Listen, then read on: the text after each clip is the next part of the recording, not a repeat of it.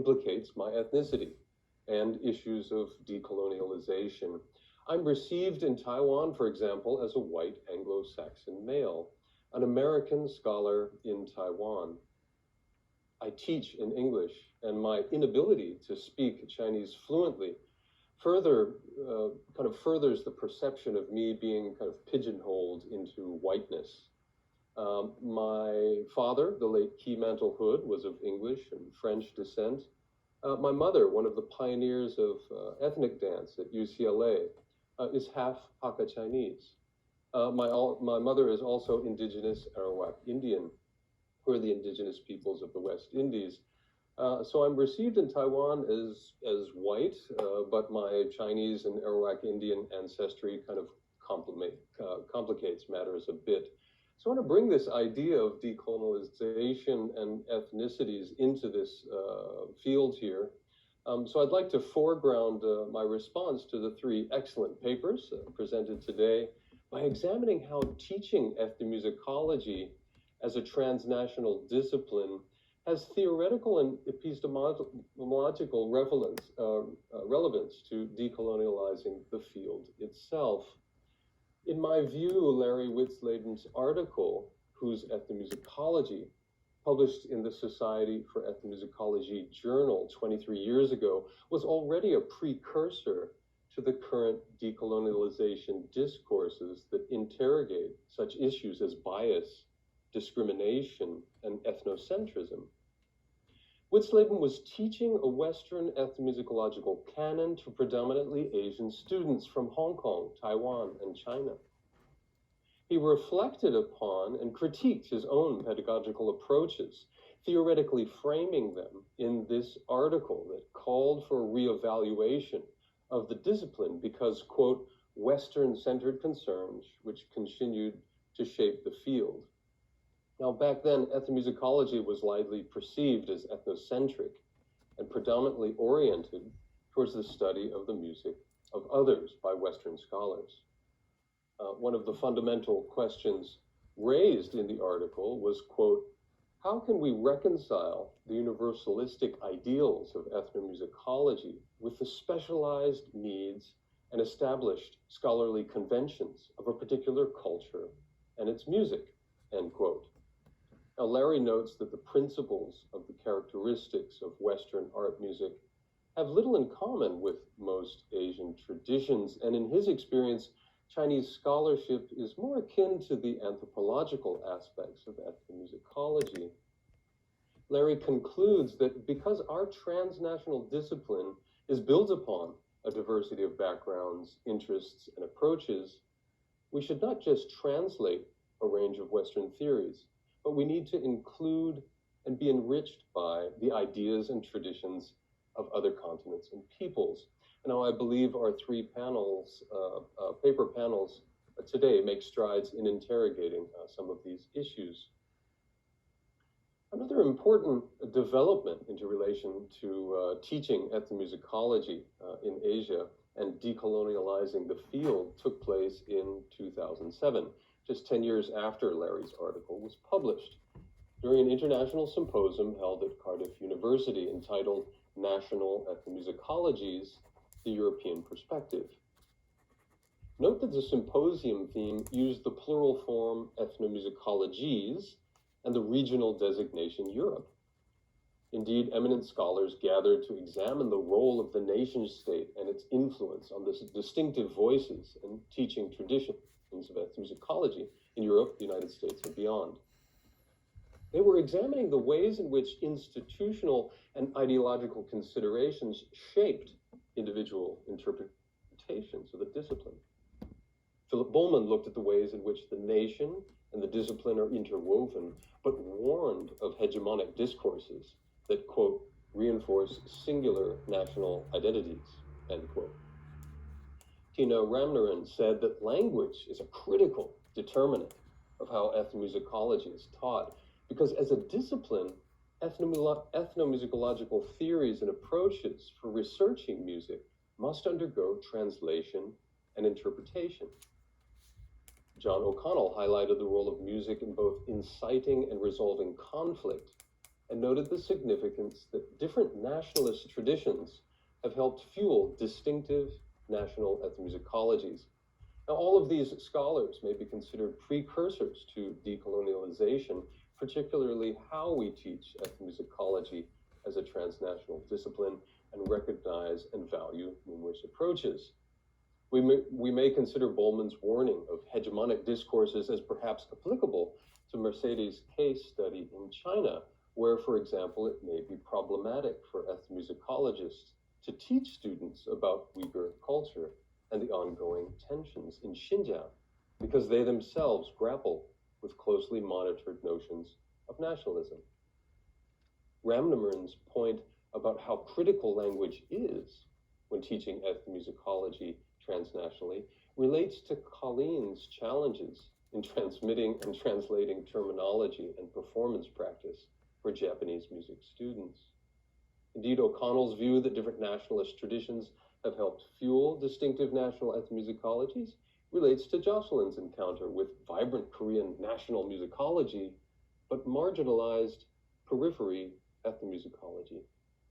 So I turn now to the three case studies from East Asia in the hopes of illustrating how they relate to discourses in decolonialization and ethnomusicological teaching methods as a means for empowering diversity and what I'll call multiple musicalities. So the first paper in this panel was Teaching Music to University Students in China, a case study for the transmutability of ethnomusicology by Mercedes. The point that emerges most clearly for me in this paper that relates to decolonialization is the assumption that ethnomusicology is actually what other universities around the world want and need.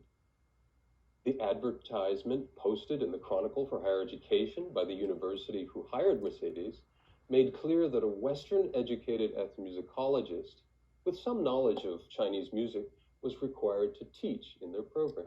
She was hired by an Australian national of Taiwanese background and joined an international faculty at the Academy of Arts. However, as Mercedes eloquently describes in her summary, what was needed and required was for her to teach ethnomusicologically, rather than teach the discipline itself. She referred to this as, quote, the practical value of the discipline, end quote. And I believe this deserves some unpacking. The assumption that ethnomusicology as a discipline should require scholars to culturally critique musical practices with post-structuralism, semiotics, or social theory assumes that these scholars have culture that allows critique in the first place. Although ethnographic fieldwork is a common methodology, the Chinese government's nationalist agenda influences researchers' choice of subject matter and cultural focus. As we learned in Mercedes' paper, most research in China has to have the sanction of the Chinese Communist Party-led government, and field research is often possible only with government funding and support. This means the discipline of critique can get some people in serious trouble. It also means if we assume that the discipline of ethnomusicology should be taught everywhere in the same way, we are, of course, mistaken. Remembering Philip Bowman's warning of hegemonic discourses that reinforce singular national identities mentioned previously, to teach ethnomusicologically means to impart upon our students an empathy towards a wide spectrum of expressions, to value, embrace, and appreciate a diversity of music cultures. Beyond the discipline, to teach ethnomusicologically helps decolonialize the biased power structures stemming from homogenizing institutions that may erase the diversity of cultural expression. The second paper in this panel was Transmission or Translation, an outsider teaching insiders Japanese traditional music. And Colleen, thank you for that beautiful presentation. I learned a lot on how to present, and a very dynamic and visually illustrated presentation. And now what seems clear to me about Colleen's case study on teaching Japanese music is her ethnomusicological training in what I would call not just bimusicality, but multiple musicalities. Equipped with skill sets in Western music and Japanese traditions, her multiple musical and linguistic backgrounds allow her to bridge knowledge, in this case, Japanese traditional music knowledge, that's been marginalized, almost erased for Japanese students. Colleen's use of Tokumaru's unseen theory is warranted and beneficial for our discussion today. The unseen theory describes how a dominant music education system, with its insistence upon Western notation and soundscape homogenizing diatonicism, has forced traditional Japanese music into obscurity. Important shamisen musical terminology mentioned in her paper, such as koki and suri, have no semantic value unless interpreted and transmitted by Colleen in her lessons. Colleen's training, her musicality in shamisen performance practices are crucial to her methodology. She's teaching the subtle but very semantically significant differences between slides, glissandos, bends, slurs, which constitute the vocabulary, the deep-seated comprehension that bridges verbal and musical aesthetics in order to be transmitted.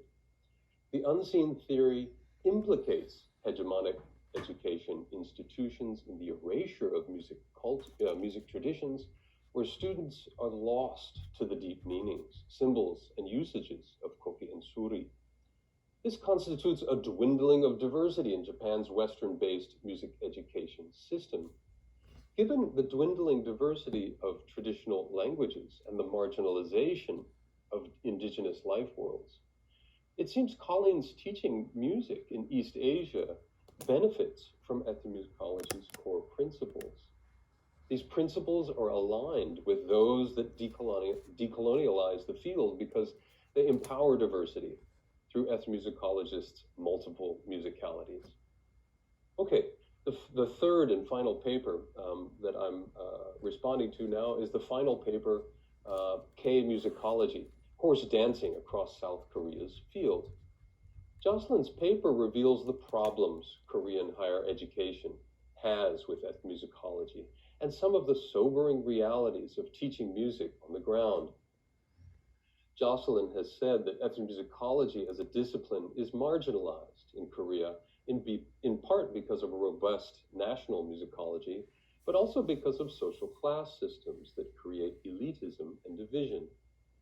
Ethnomusicologists are perceived as competitors to Korean musicologists, or simply too preoccupied with cultural context and not doing enough music analysis. Jocelyn quoted Korean ethnomusicologist Byung-won Lee, who wrote about discrimination against those who graduated with an ethnomusicology degree in the domestic job market. There were also descriptions of academic turf wars and academic inbreeding. I have found it encouraging, however, to learn that in order to combat elitism and division, H.K. Cho, if I'm pronouncing it correctly, called for the term integrative musicology to combine various approaches from multiple disciplines. If elitism and deep-seated class divisions in Korea hinder the growth of ethnomusicology, its rejection or marginalization seems to be more than just an issue of definitions and terminology. If we're looking at a system of elitism and class division, one that discourages diversity, it raises a point for discussion. Are we looking at insular scholarship or entrenched musicological habits? Now, the idea of entrenched habits reminds me of a symposium hosted at the University of London in 2014 by Loudon Nungshin, the editor of the Ethnomusicology of Western Art Music. The theme of the debate was, are we all ethnomusicologists now? Nungshin noted that Western ethnomusicologists were utilizing ethnography, music, and identity, and nationalism beyond simply historical and linear approaches in musicology. So this question of the place and who is ethnomusicologist comes to the fore. This comes to the final important point raised by Jocelyn's paper that I'd like to highlight in relation to decolonialization. which is about how Western ethnomusicologists should learn from the experiences and varied approaches of Korean scholars. She states that, quote, rather than trying to train music affiliated Koreans to become European, American style, wide ranging ethnomusicologists, maybe they could learn from the depth of their East Asian colleagues' approaches, end quote. This too highlights a vein in decolonialization discourse. How can ethnomusicology become more inclusive of the voices of music scholars? What platforms are available to disseminate Korean scholars' concepts to studying music beyond the insular world that Hilary Fincham Sung says Korean musicologists find themselves in? An official statement recently posted on the ICTM website claims to provide such a platform. In the statement about music and dance studies, ICTM highlights its commitment to the inclusiveness of different scholarly traditions worldwide and, quote, acknowledging the need to respect languages other than English, their values and conceptual strengths, end quote. Okay, I'd like to bring this to a conclusion to say that decolonialization is not limited to the global South, but implicates academic institutions that continue to employ elitism, hierarchy, and ethnocentrism to maintain power positions in academia. Today, we've heard papers from China, Japan, and Korea that have examined the ways in which institutional and ideological considerations shape individual interpretations of the discipline. The nation, ethnicity, and language all play a vital role in how ethnomusicology is taught around the world.